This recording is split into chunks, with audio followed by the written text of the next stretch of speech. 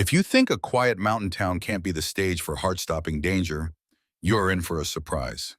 In this story, Carter Riley Stone, an ex-Navy SEAL, wages a relentless war against a merciless biker gang after they make the biggest mistake of their criminal careers, kidnapping his daughter, Lily.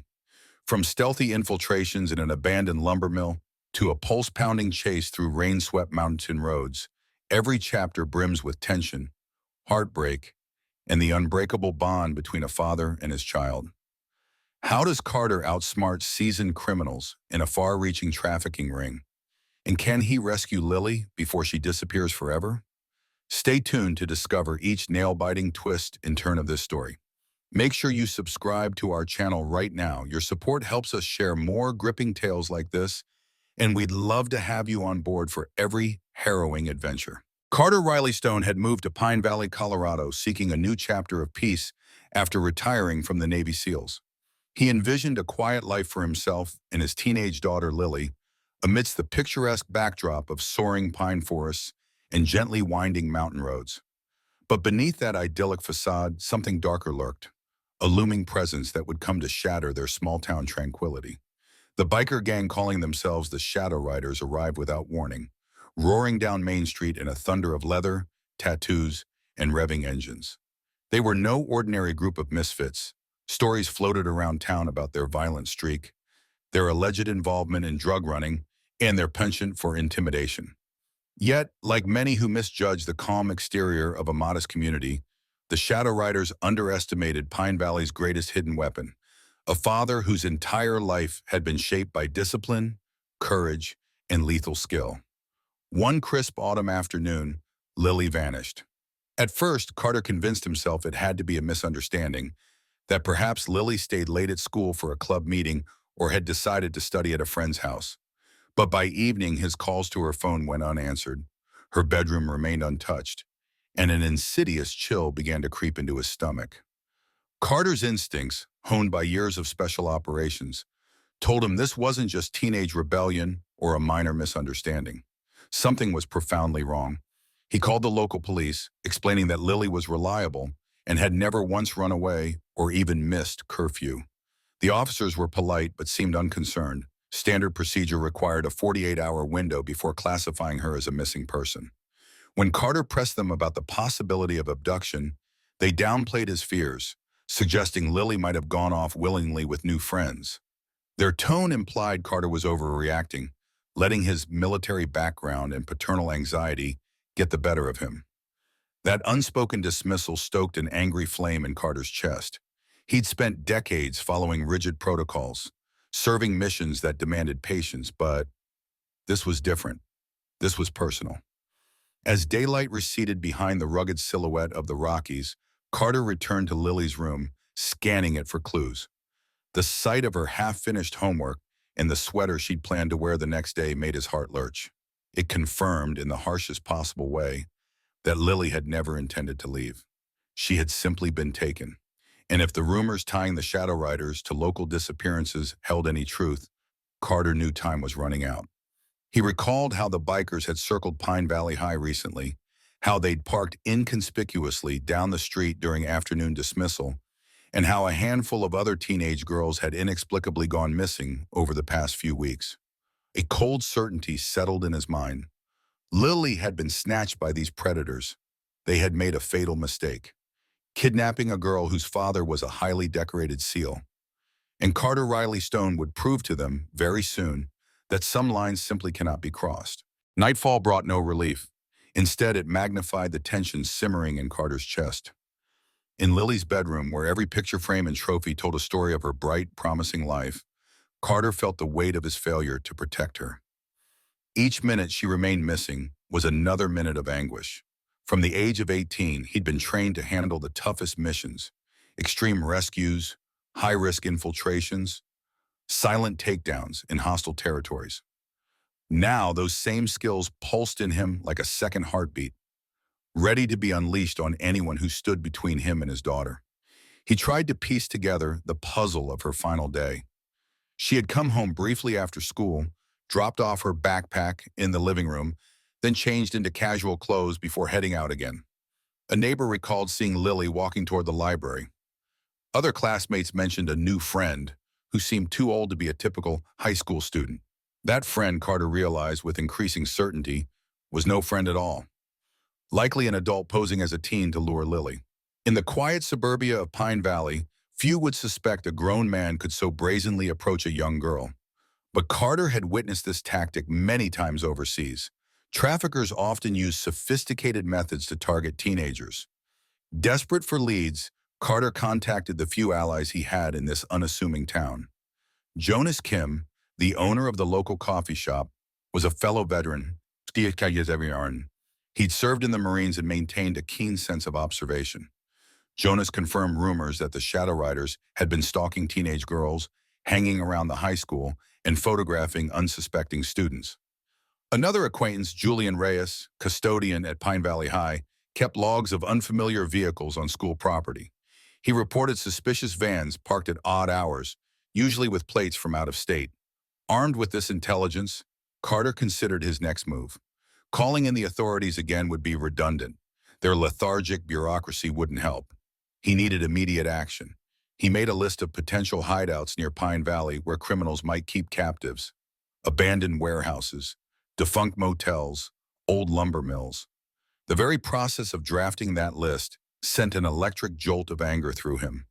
The idea that his daughter was being held against her will in some filthy shack ignited a rage deeper than anything he'd felt on past deployments. This was no longer a mission for medals or national security. It was a father's battle for his child's life. Flicking off the lights in Lily's room, Carter lingered in the doorway. He allowed himself a moment of vulnerability, a single tear slipping down his cheek. Then, with a determined set to his jaw, he headed to the basement, where he kept a locked cabinet of firearms and tactical gear. The police might call it vigilantism, but in Carter's eyes, it was duty.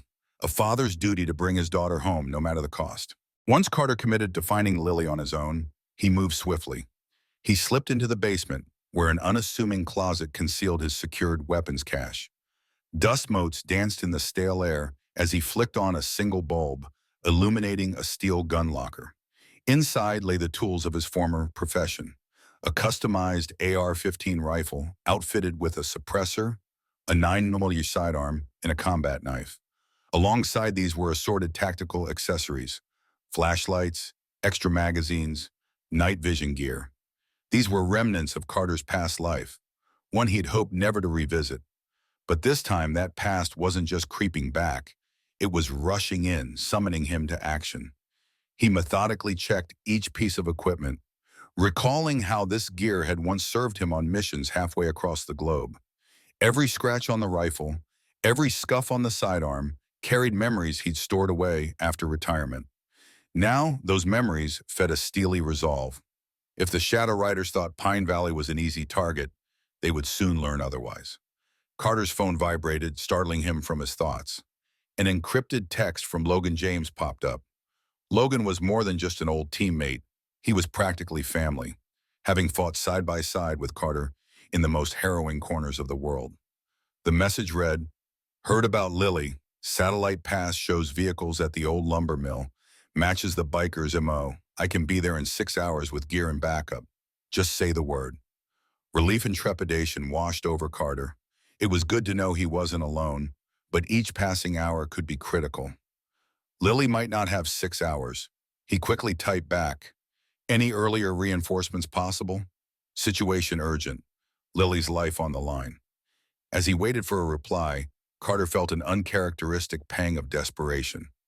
Normally, he operated with impeccable calm, but this was no ordinary hostage crisis. It was his daughter. Still, his training reminded him that panic could prove fatal. He inhaled deeply, aligning his breathing with the count he'd memorized from countless high-stress missions. In for 4, hold for 4, out for 4. Jonas Kim's voice crackled through Carter's small radio next. "I'm by the high school parking lot, man. Looks like the Shadow Riders have 2 bikes posted at the corner. Possibly keeping watch." Carter's brow furrowed. The gang was more organized than he'd expected. A sense of dread mingled with determination. If they were bold enough to maintain a watch near the school, it hinted at bigger operations or powerful backers. No matter how big, Carter resolved, they'll be stopped. He needed to move now, gather every scrap of intel from Jonas and Julian, and then close in on the lumber mill. If that was indeed where Lily was being held, Carter would crash into it like a one-man storm, unleashing every skill he possessed to bring her home. Outside, a biting autumn wind swept through the rows of aspen trees that dotted Pine Valley's outskirts. The moon, nearly full, provided a soft luminescence that contrasted with the raw darkness Carter felt in his heart. He slid into his vehicle, a sturdy SUV he'd modified for off-road travel, and quietly pulled out of his driveway. He navigated the narrow roads with headlights dimmed, wary of drawing attention in a town now swarming with suspicious figures. He spotted Jonas by the high school's rear lot, leaning casually against his old pickup as if waiting for someone. Carter parked a short distance away and approached on foot. In a low voice, Jonas confirmed that he had watched several shadow riders pass through in the last hour, accompanied by a nondescript white van with tinted windows. Jonas suspected it might be used to move captives undetected. Carter's jaw tightened at the thought of Lily potentially locked up inside that van. Once again, a controlled wave of fury coursed through him. "Julian's inside," Jonas added, gesturing toward the darkened school building. He was going to check the surveillance tapes from the last couple of days, see if the cameras caught anything unusual. Carter nodded, though he doubted the security system at Pine Valley High was robust enough to deter a well-prepared gang. Still, any detail could be a clue: timestamps, license plates, or even the faces of potential suspects. Carter headed into the school through a side door Jonas had unlocked. The corridors were eerily silent, walls lined with lockers and motivational posters about academic success. It was a stark contrast to the sinister reality that lurked just outside. Carter found Julian hunched over a small bank of monitors in the security office, rewinding footage. A flicker on the screen caught Carter's eye. A figure wearing a hooded sweatshirt, shadowing Lily as she walked across the campus lot 2 days prior. Carter leaned in, teeth clenched. He recognized that posture, someone trying to avoid the cameras while stalking a target. "That's from around 3:30 p.m., Julian muttered, scanning the timestamps. Shortly after, Lily disappears from view, and then the cameras show a black SUV rolling out of the parking lot. He paused, pressing another button. This is the SUV's plate, but it's partially obscured. Hard to tell if it's real or stolen. Carter exhaled slowly, tamping down the urge to put his fist through the monitor. Instead, he took a photograph of the screen with his phone, forwarding it to Logan. Information was ammunition. If Logan's satellite resources or old intel networks could decode that plate, it might give them a direct line to the kidnappers. He thanked Julian with a firm clasp on the shoulder. "Stay safe," Carter urged. "If you see anything suspicious, or if you feel like you're being watched, get out immediately." Julian nodded, sweat beading on his brow. Both men knew time was not on their side. With Lily's life hanging in the balance, Carter was ready to move. And the next stop was the abandoned lumber mill that Jonas's earlier intel had pinpointed as a likely hideout. Carter's SUV rumbled away from Pine Valley High, heading north toward the derelict lumber mill. Years earlier, it had been a thriving operation that provided jobs for most of the community. When the mill shut down, the towering skeleton of machinery, silent conveyor belts, and shattered windows remained as a testament to economic decline. By day, it looked merely forgotten, but by night, it resembled a fortress of shadows, an ideal place for illicit activities. He parked on a side road more than half a mile from the main gates, not wanting to alert any sentries. The chill night air gnawed at his cheeks as he stepped out, rifle slung over his shoulder, sidearms secured at his hip. Each breath exhaled in a ghostly plume, but Carter's focus was unwavering. He moved through the tree line, stepping lightly over dead branches. Moonlight cut through the canopy in dappled patterns. With a small pair of night vision binoculars, he surveyed the mill's perimeter. A faint glow seeped from inside, indicating it was not entirely deserted. Shadows flitted back and forth at irregular intervals. Men on patrol, or so it seemed. There was no sign of the black van, though. Carter tried to quell the gnawing fear that Lily might have been moved elsewhere. Still, this place was his best lead, and a confrontation now felt inevitable. Swiftly, he keyed his small radio. "Jonas, are you in position?" He waited, ears straining over the low rustle of aspen leaves. Jonas responded moments later, whispering that he'd set up a vantage point on the mill's west side, spotting at least 3 armed men posted at entry points. Carter crouched lower, scanning for possible infiltration routes. The southwestern corner showed a collapsed section of fencing, partially hidden by debris. It might allow him to slip inside undetected. Time was ticking. Every second he waited risked losing Lily forever. Steeling his courage, he advanced. With the quiet efficiency of someone intimately acquainted with stealth, Carter avoided patches of dry leaves and gravel that might give him away. The clang of distant machinery reverberated from deeper within the mill, making him wonder if the Shadow Riders were running a side operation, perhaps forging license plates, distributing drugs, or storing weapons. He reached the fence and flattened himself to the ground, sliding carefully beneath twisted metal. The odor of rust filled his nostrils. Once inside, Carter paused to orient himself among the towering silhouettes of abandoned machinery. A chain-link gate squealed in the wind, and from behind a row of stacked pallets, he glimpsed the faint flicker of a flashlight.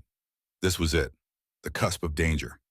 With Lily's image burning in his mind, Carter reminded himself that while he was alone physically, his training and unwavering love for his daughter were powerful forces. And if the Shadow Riders had indeed taken her, they were about to learn just how dangerous a father's determination could be. Slipping deeper into the mill's interior, Carter navigated rows of massive machinery rusted with neglect. Shadows twisted across the floor, distorted by the flickering glow of a single overhead light bulb swinging from a frayed cord. The air was thick with the stale scent of oil and sawdust. In the distance, he heard low voices, men exchanging terse words that he couldn't quite make out. Carefully, he pressed himself against a steel column, peering into a cavernous open space that once housed cutting equipment. Dante was there, or so Carter assumed. The man he saw had the bearing of a leader, a hulking presence draped in a leather vest emblazoned with the Shadow Rider's logo, skull wings that looked menacing in the half-light. He was barking orders at subordinates who hurried to reposition crates and confirm newly arrived shipments. Nearby stood a man in a suit, slim with a cold, professional aura. The polished shoes and tailored attire set him apart from the rough bikers. Who is he, Carter wondered, suspicion gnawing at him. Trafficking networks often employed such middlemen, tidy, businesslike individuals who handled finances, contacts, and overseas ties. A jolt of anger flared in Carter. He was close to the men who might know where Lily was. He could take a shot right now, maybe drop Dante or the suited stranger with a single bullet, but the risk was too high. One wrong move, and they'd scatter before he learned Lily's location. So he kept still, capturing what he could of their conversation. Phrases drifted to him: shipments, the next location, auction. Each word fed the knot of dread in Carter's gut. Just then, Jonas whispered through the radio, "Carter, you see that black SUV on the east side? I'm picking up chatter on a scanner. There's talk about a high-value cargo they moved earlier today." Carter's heart pounded, hope and fear colliding. That cargo might be Lily and others like her. Please still be here. He refocused on the scene. The suited man escorted Dante to a side room, slamming the door behind them. Whatever they were discussing was no doubt critical. Carter needed a closer vantage. Glancing around, he identified a metal staircase leading to an elevated catwalk. It was coated in rust and looked precarious, but from there he might peer down into the side room through broken windows. Securing his rifle, he crept toward the stairs, stepping gingerly to avoid any echoing clangs. The steps whined under his weight, but he pressed on, each footfall deliberate. Under other circumstances, Carter might have thought the old mill hauntingly beautiful in its decay. Now it was just a labyrinth of looming metal and potential threats. All that mattered was Lily, and if these men had harmed her, he'd bring down the entire building if necessary. Reaching the catwalk, Carter braced himself, ready to uncover secrets that could finally lead him to his daughter. From the catwalk, Carter had a commanding view of the mill's main floor. The stench of dust and mildew lingered in the rafters, and the overhead light cast a ghostly glow across the battered machinery. He edged along, crouching low, until he found a vantage point above the room where Dante and the suited man had disappeared. Fractured glass in the windows created a jagged portal through which he could eavesdrop. Inside, the men stood near a rickety table, its surface cluttered with paperwork, electronics, and what looked like a set of open binders. Dante leaned over the table, thick arms folded, muscles bulging beneath his vest. The suited man, refined, tall, and chillingly calm, spoke in low-clipped tones. Carter strained to listen, adrenaline coursing through his veins. "We can't have another slip," the man said. His accent was subtle, but it carried a refined edge that hinted at an international background. "Margrave expects smooth operations. Any disruptions, and we lose a major stake in this region." Dante's voice rumbled in response. "If your people could keep the father off our backs, we wouldn't be forced to relocate half our product." Carter froze at those words. The father, they were talking about him, and Lily. This confirmed what Carter had feared. Lily had been here, and they'd moved her because they caught wind of his pursuit. The suited man continued. "We already transferred the high-value targets to a safer place, including the Stone Girl. She'll fetch a premium. Her father's status just adds to the allure for certain buyers." A wave of nausea crashed into Carter. "They're profiting off Lily because of me." Fury and guilt coalesced in his chest, but he forced himself to remain steady. He needed more information, where they had taken her. Suddenly, a low beep cut through the silence. It came from a phone on the table.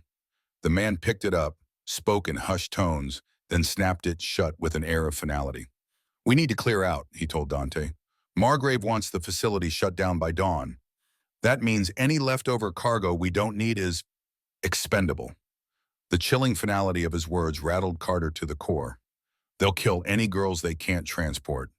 Before Carter could glean more, Dante and the man marched out of the room, grabbing a set of keys and documents as they left. The door slammed, echoing through the mill. Carter withdrew from the broken window, heart hammering, mind racing. Lily wasn't here, but she was alive, possibly moved to a location run by someone called Margrave. If that name was whispered with such urgency, it indicated a man of significant power. Carter's thoughts churned. "I have to find them before Lily is sold or killed. I can't let my baby become part of this monstrous trade." With quiet determination, Carter eased back along the catwalk. His next move, intercept Dante or one of his men and force them to reveal Lily's whereabouts. The time for stealth was waning. Every second brought Lily closer to peril, and Carter refused to let the Shadow Riders slip through his fingers again. Carter descended the rusty catwalk, bracing his hands on the railing to minimize the clang of metal. Below, men moved about in preparation for a hurried exodus, loading crates, taking inventory, and snapping orders into walkie-talkies. The tension in the air was almost palpable. They knew their window was closing. Meanwhile, Carter's window was just opening. He intended to capture at least one of these gang members alive to extract information on Lily's exact location. He crept behind a stack of crates, scanning for potential isolated targets. In a far corner, a lone biker struggled to secure a heavy wooden box, grumbling under his breath about short notice. Carter seized this opportunity.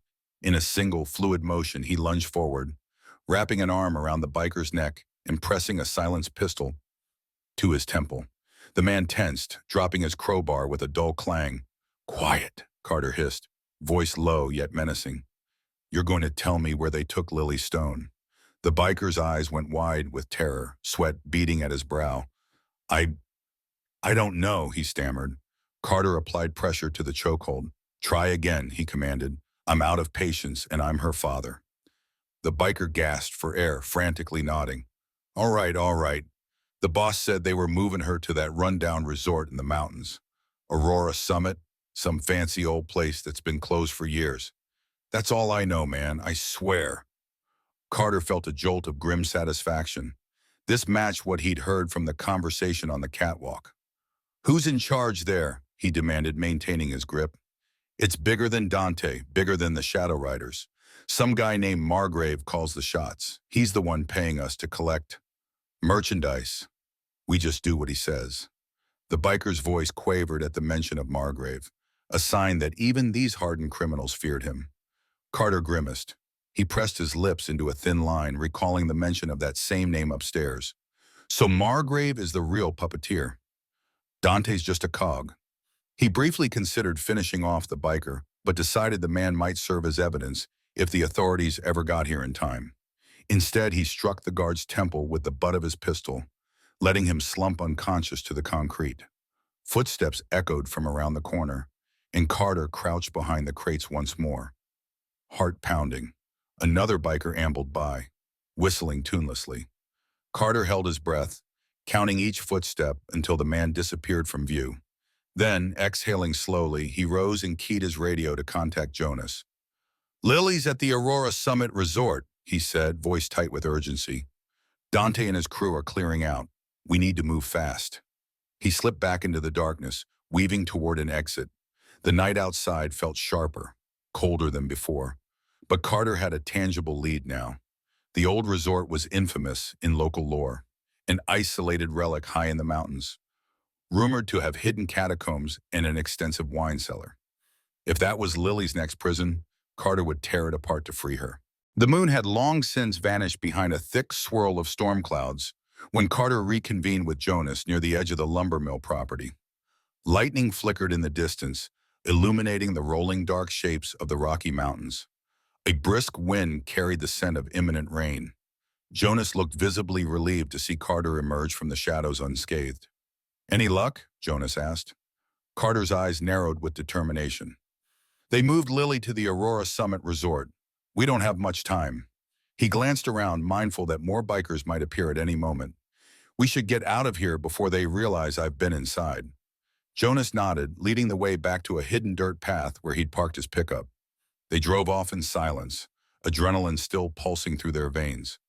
Carter stared out the window, mind mapping the route to Aurora Summit. It was about a 40-minute drive up twisting mountain roads, some paved, some gravel. In good weather, it could be treacherous. Tonight, with a storm brewing, it would be perilous. But Lily's there, Carter reminded himself, gripping the dash as Jonas navigated a winding turn. "I don't care how dangerous the path is." Halfway to Pine Valley's outskirts, Jonas pulled the truck into a deserted clearing where Julian waited in his own car. They quickly swapped intel. Julian had seen no further movement at the high school, but he'd picked up snippets of overheard chatter on a scanner, referencing the father and the rendezvous at Aurora. That confirmed Carter's intel, though it also meant the Shadow Riders were expecting trouble. "We'll need reinforcements," Carter acknowledged. "I have an old teammate, Logan James, who's hours away. That might be too long, but I'll ping him anyway." Jonas and Julian exchanged worried looks. "We'll come with you," Julian offered. "We can't let you go alone." Carter hesitated, torn between gratitude and concern for their safety. "I could use the backup," he admitted, "but make no mistake, this is going to be a war zone. If either of you have doubts, now's the time to say so." Neither man flinched, Jonas's jaw set in quiet resolve, while Julian simply shook his head. "We're not soldiers," Julian said, "but this is our town, and Lily's one of our own." Carter felt a surge of respect for their courage. "All right," he said, placing a map on the hood of the truck. "Let's plan our approach." Rain began to fall, light at first, then heavier, drumming against the vehicles. They leaned over the map, flashlights in hand, discussing possible infiltration points at the resort.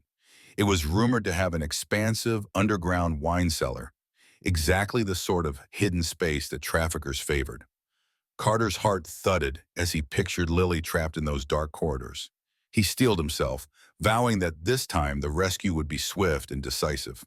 "I'm coming, Lily, hang on." The convoy to Aurora Summit was hardly a conventional one. Jonas in his battered pickup, Julian in his sedan, and Carter in his SUV trailing behind.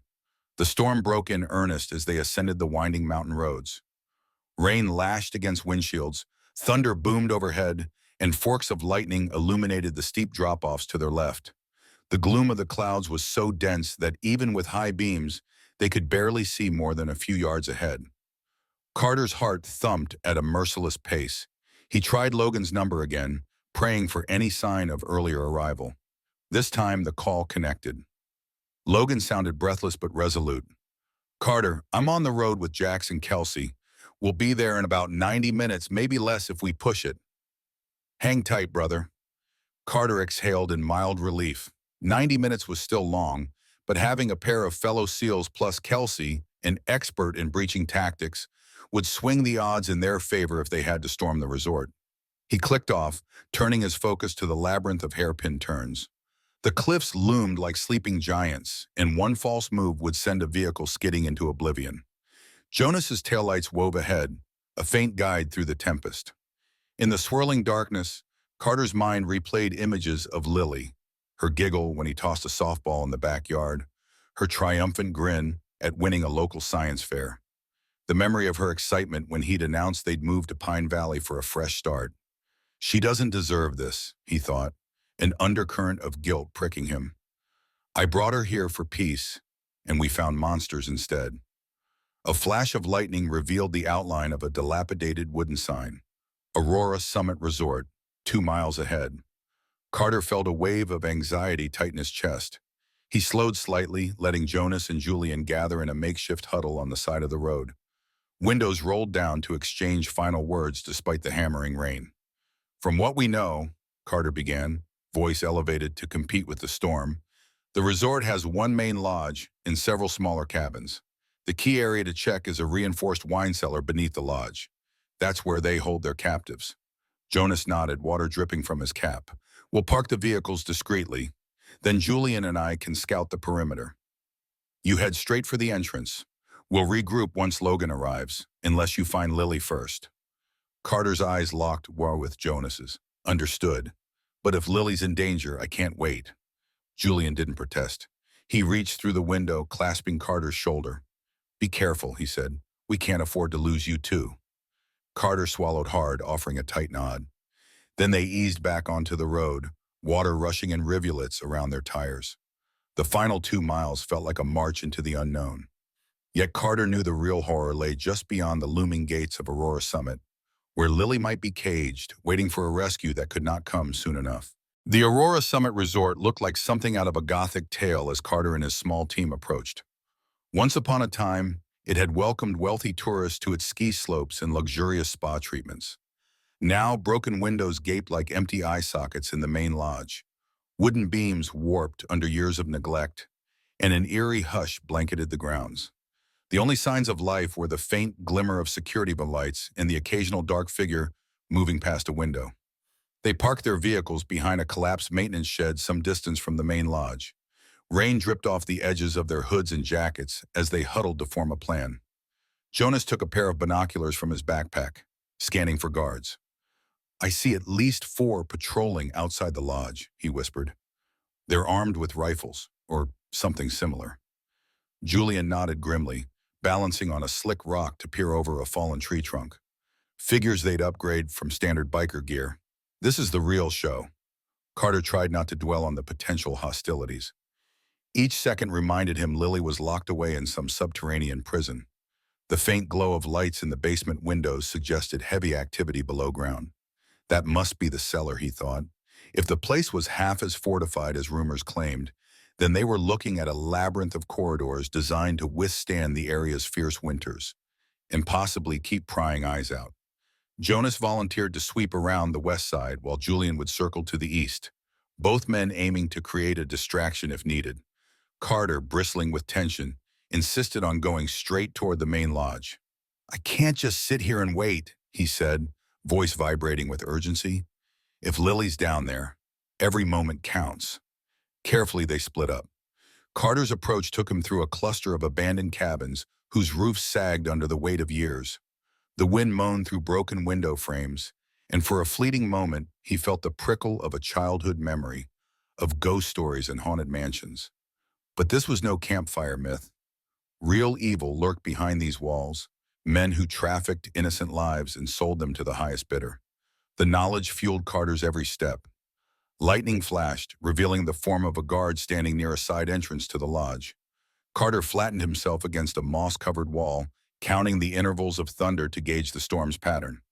If he timed it right, he could advance each time thunder rolled, masking his footsteps. It was an old technique he'd learned on a mission overseas, using environmental noise to cover infiltration. With eyes locked on the guard, Carter waited for the next peal of thunder. Seconds later, the sky erupted in a rumble so deep it rattled windows, and Carter surged forward, closing the distance in a silent sprint. The guard never knew what hit him. A swift strike to the guard's neck dropped him to the ground before he could cry out. Carter dragged the unconscious body behind a rotted row of porch chairs, methodically searching for key cards, weapons, or clues. He found a small radio crackling with static, likely linked to the resort's internal network. Clipping it to his belt, Carter decided to keep an ear on enemy communications. One slip-up from them could reveal Lily's location. He tried the door the guard had been watching. Locked. A hairpin from his pocket, paired with the dexterity of his seal-honed hands, made quick work of the ancient lock. The door gave way with a groan. Inside, a corridor stretched into darkness, punctuated by the occasional flicker of faulty overhead bulbs. The stench of damp wood and stale air assaulted his senses. Rounding a corner, Carter flattened himself against a wall upon hearing voices. "Still can't believe we're stuck down here," a man complained in a hushed growl. "Margrave's orders," another responded. "We keep watch until the merchandise is loaded out. That stone girl is top priority." Carter's pulse spiked. They're definitely talking about Lily. Heart pounding, he peered around the edge of the corridor. Two guards in tactical gear, far more professional than typical bikers, leaned against the wall. This was a new tier of security. Margrave's personal men, perhaps. Carter considered his approach. A direct assault might draw too much attention, especially if they had radios to call for backup. But then he remembered the unconscious guard's radio on his belt. He subtly switched it on, letting static fill the hallway. One guard craned his head. "Did you hear that?" The other nodded, stepping away from the wall. "Check it out." As they moved toward the faint crackle, Carter maneuvered behind them, striking with ruthless efficiency.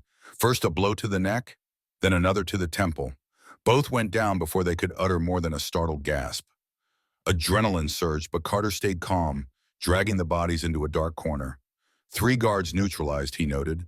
More would undoubtedly follow. A surge of paternal fury mixed with professional precision. This was the side of Carter that had earned him medals in covert ops.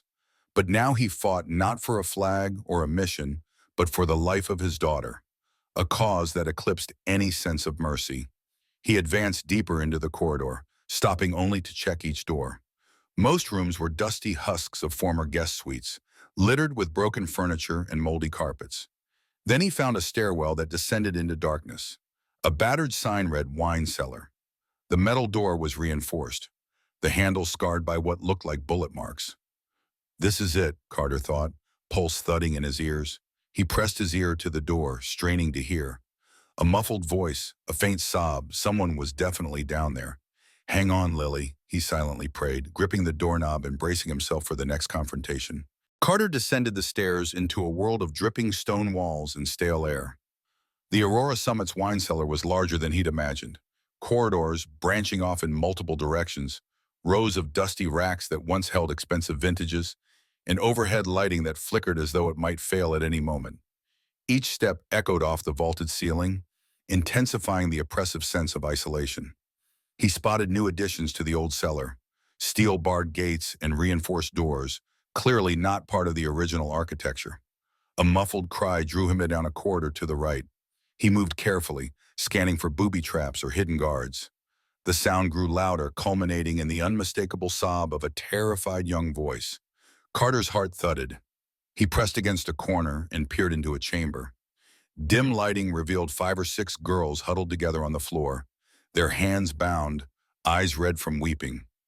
A single guard leaned against the wall, half bored, half alert. Carter scanned their faces. Lily wasn't among them. A pang of relief mixed with dread. Lily was still out there, but these girls needed help immediately. Carter weighed his options. Attacking the guard might blow his cover if others were patrolling nearby, yet he couldn't leave them like this. Gritting his teeth, he decided the risk was justified.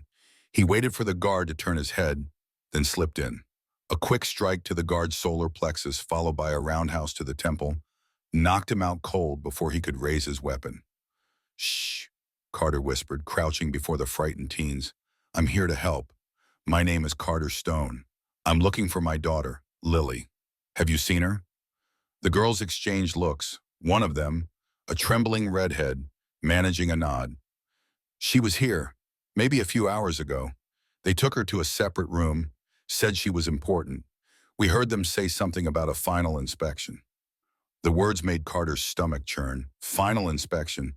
That could be a prelude to a sale or shipment to some overseas market. "I'll get you out," he promised, quickly cutting the zip ties around their wrists. "Go up those stairs until you reach the main floor. Look for Julian or Jonas. 2 men on our side. If you see any more guards, hide and wait for help." The girls nodded, faces etched with a flicker of hope among the terror. Carter waited until they'd slipped quietly out of view before rifling through the guards' pockets. No keys, no phone, just a half-charged radio that hissed ominously. He clipped it to his belt, steeling himself for the next section of the cellar. Lily had to be close. He felt it in the frantic beat of his heart. They took her for a final inspection, he repeated in his mind, dread settling like a stone.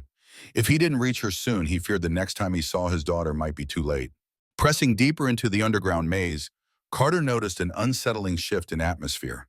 The passages here were lined with modern security features, motion sensor lights, surveillance cameras, though some flickered, likely impacted by the storm, and newly installed steel doors that contrasted with the cellar's centuries-old stone. This is a fortress within a fortress, he realized grimly. Clearly, Margrave had invested serious resources in making this place an impregnable holding pen for high-value captives. Carter flattened himself against the wall as a pair of footsteps echoed from an adjoining hallway. 2 more guards, similarly outfitted in tactical gear, rounded the corner, chatting about the big payoff once the product was shipped. Carter's pulse quickened. The big payoff was likely Lily and other captives. In a flash, Carter yanked the pin from a small flashbang grenade strapped to his belt. He tossed it down the hall, covering his eyes with one forearm. A blinding burst of light and a sharp crack reverberated off the stone walls. The guards staggered, stunned, rifles clattering to the ground. Carter lunged in, disarming them with swift, punishing blows before they could recover.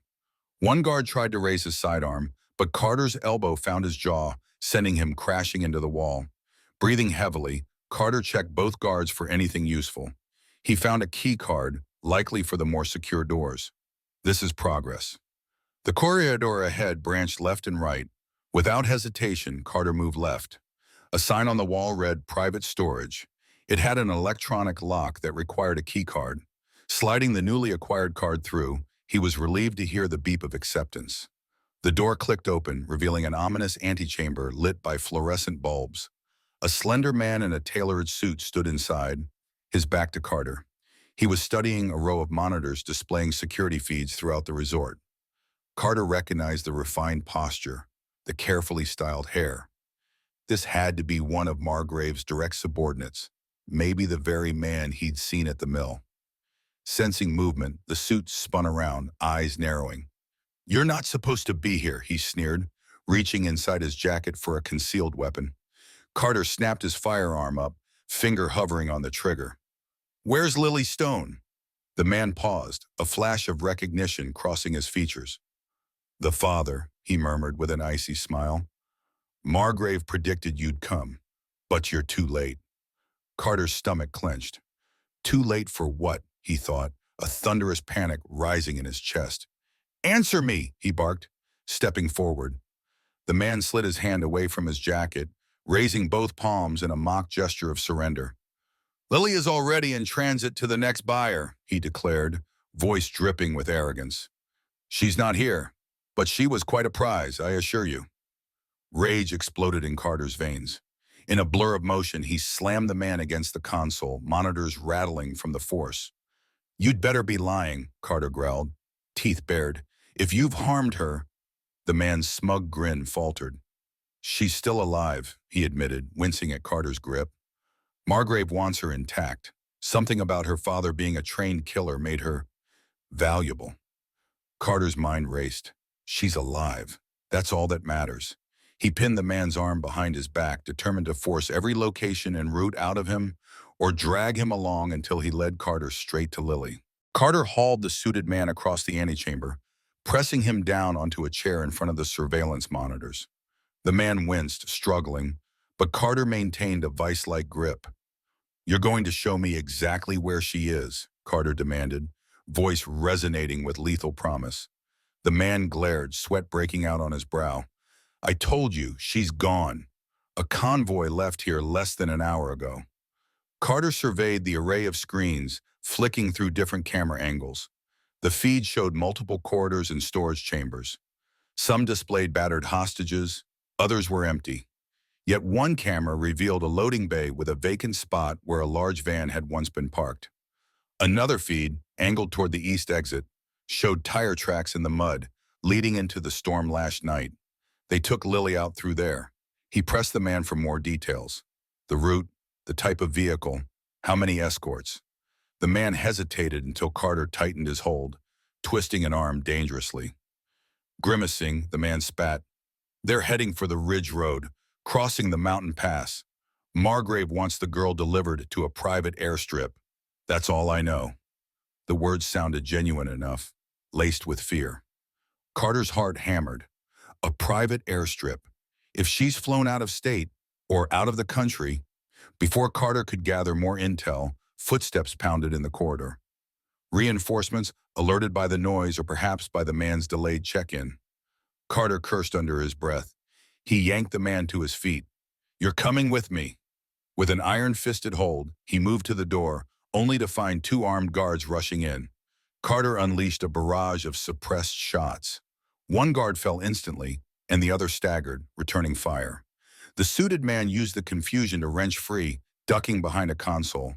A bullet ricocheted off a metal panel, sending sparks flying. Carter lunged behind cover, adrenaline surging. He cursed as the suited man scrambled for a side exit. The guard was still pinned by Carter's return fire, but the man in the suit was about to vanish with vital information. "Stop!" Carter bellowed, but the man slipped through the door and sprinted into the hallway.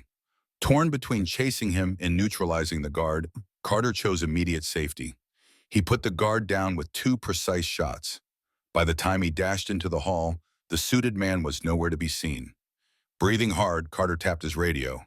"Jonas, Julian, come in. Lily's on the move, heading toward a private airstrip. They left about an hour ago in a van. We need to get up that mountain pass now." Jonas's voice crackled back. "We'll meet you at the lodge entrance. Logan just arrived too." Relief blended with urgency. Carter wiped sweat from his brow, heart pounding. The avalanche of events weighed on him. Lily had slipped through his grasp once more, but she was still within reach if they acted fast. Setting his jaw, Carter ran, footsteps echoing through the warren of quarters. "Hold on, Lily," he thought fiercely. "I'm not giving up." Rain came down in sheets as Carter, Jonas, Julian, and Logan's newly arrived team regrouped in the lodge's lobby. Water pulled at their feet, and the swirling wind rattled the broken windows. Introductions were quick. Logan, Jackson, Kelsey were all ex-military, stoic but resolute. Carter filled them in. Lily had been taken by van about an hour ago, presumably headed for a small airstrip beyond the mountain pass. If they didn't intercept, Lily might be gone forever, swallowed by Margrave's global trafficking ring. "We'll need to roll out now," Logan said, checking his watch. "They can't be that far ahead if we push hard." Kelsey, an expert in explosives and forced entry, nodded in agreement. "We could set up an ambush if the pass narrows. This terrain might work in our favor." Jack scanned a map spread across a dilapidated reception desk. "There's a switchback on the ridge, perfect for a blockade. Or we could track them from behind until we're certain it's the right convoy." Carter was already moving, checking his weapon and reloading fresh magazines. "No," he said firmly. "We have to stop them before they get too close to that airstrip. We can't risk losing them in the air." Jonas and Julian, though not as tactically trained, were equally determined. They glanced at each other, then back at Carter. "We're with you," Julian stated, voice low but unwavering. Logan quickly assigned roles. Kelsey and Jax would take a second vehicle, carrying heavier firepower. Carter, Jonas, and Julian would ride in Carter's SUV. They'd communicate via encrypted radios. The plan was straightforward. Race up the mountain road, and intercept the van near the narrowest part of the pass, and disable it. If the men inside resisted, the team would neutralize them and extract Lily. The risk was high. Whoever guarded Lily wouldn't hesitate to shoot. They sped out of the resort's driveway, tires kicking up mud and gravel. The storm's fury seemed to intensify as thunder cracked overhead. Carter clenched the steering wheel, eyes flicking between the winding road and the precipitation-streaked windshield. In the back seat, Jonas and Julian braced themselves, guns at the ready. Over the radio, Kelsey's voice came through. "We have to watch for possible decoys. The Shadow Riders might have more than one van." Carter grimaced, knuckles whitening. Then we check every suspicious vehicle we see. Lily's in one of them. The climb felt interminable, each switchback revealing another stretch of rain-soaked road. Lightning illuminated the jagged peaks, giving brief glimpses of the treacherous drop-offs. In those flashes, Carter imagined Lily, frightened and alone in a cold van, drugged or bound, possibly listening to the cruel jokes of her captors. His chest constricted with rage and helplessness. They passed an abandoned lookout point. No sign of a van. Another mile, another hairpin turn. Carter's heart hammered. Time was slipping away. Then through the sheets of rain, Jax's voice crackled over the radio, excitement lacing his words. I see headlights ahead, moving slow. Could be them. Carter's heartbeat thundered. This is it. With steely resolve, he pressed the gas pedal, determined to rescue Lily or die trying. A faint glow appeared around the next bend, headlights cutting through the downpour. Carter and Logan's teams coordinated quickly over radio. Kelsey's vehicle would accelerate ahead, forcing the target to slow, while Carter's SUV would box them in from behind. Jonas and Julian steadied their weapons, tension crackling in the air like the lightning overhead. If they guessed wrong and this wasn't the van holding Lily, they'd be exposing themselves. But time no longer allowed caution. The plan unfolded in heart-pounding seconds. Kelsey's truck roared forward, hazard lights flashing as it swerved, making it impossible for the approaching vehicle to pass. The startled driver slammed the brakes, skidding on the wet road. Before they could maneuver away, Carter barreled in behind them, boxing them in. Jonas jumped out, leveling his rifle. Hands up, he roared, voice echoing through the storm. Doors on the van flew open. Armed men leapt out, weapons raised. Muzzle flashes lit the night as they exchanged frantic gunfire with Carter's team. The thunder of bullets mingled with the real thunder above, a symphony of chaos. Carter dove behind the SUV's engine block, returning fire with controlled bursts. Logan flanked to the right, Jax to the left, pinning the hostile men in a crossfire. The men were no ordinary bikers. They moved with the discipline of trained mercenaries. One fired a burst that ricocheted off the SUV, narrowly missing Carter's shoulder. Focus on the van, Carter shouted, glancing at Julian. We need to see if Lily's inside. Julian nodded, bracing for a dash across the open ground. A volley of covering fire from Jonas and Kelsey gave him the chance. Julian sprinted to the side of the van, yanking the rear door open. His voice broke with a mixture of triumph and fear. She's here! Carter's heart leapt. He risked a glance around the SUV's corner. Lily was curled in the back of the van, hands bound, eyes wide with terror. Julian shielded her as best he could from the firefight raging around them. Carter locked eyes with his daughter, relief nearly buckling his knees. But the gun battle was far from over. Margrave's men, realizing their prized asset was about to slip away, unleashed a desperate counterattack. One charged at Jonas, swinging a rifle butt. Jonas deflected the blow, returning a crushing strike that dropped his attacker to the muddy pavement. Another lunged at Logan with a combat knife. Logan sidestepped, but he didn't, using the momentum to slam the man against the van's side, disarming him with lethal efficiency. With most of the attackers neutralized or wounded, Carter rushed to Lily's side. Shaking hands fumbled at the knot securing her wrists. It's okay, baby, he murmured, voice breaking. I'm here. Lily, dazed and soaked by the rain, collapsed into his arms. He held her tight, pressing a trembling kiss to her forehead. Despite the storm raging around them, it felt as though the world had narrowed to this single moment of reunion. A father's vow fulfilled. Sirens wailed in the distance, local authorities finally responding, but Carter didn't care. All that mattered was Lily was alive, safe in his embrace. Around them, Logan's team and the others finished securing the scene, ensuring none of Margrave's men escaped. Carter cradled Lily against him, the rain washing away the night's horrors. In his heart, he knew their family bond was stronger than any darkness these traffickers could unleash, and that was the truest victory of all. After all the danger, betrayal, and brushes with death, Carter finally reunites with Lily in a thunderous showdown on a storm-lashed mountain pass. Through unwavering grit and the help of loyal friends, he dismantles the evil ring of traffickers and proves that determination, love, and a fierce resolve can topple even the most well-armed enemies. The rescued survivors gain hope for a fresh start, and Pine Valley's dark chapter is replaced by the promise of healing. Reflecting on these events, it's clear that one person's courage can ignite a ripple effect of change. We'd love to hear what you think. How did Carter's actions inspire you? Please share your thoughts and join the discussion in the comments section. Your perspective matters, and we welcome every idea that can spark hope and positivity in stories like this one.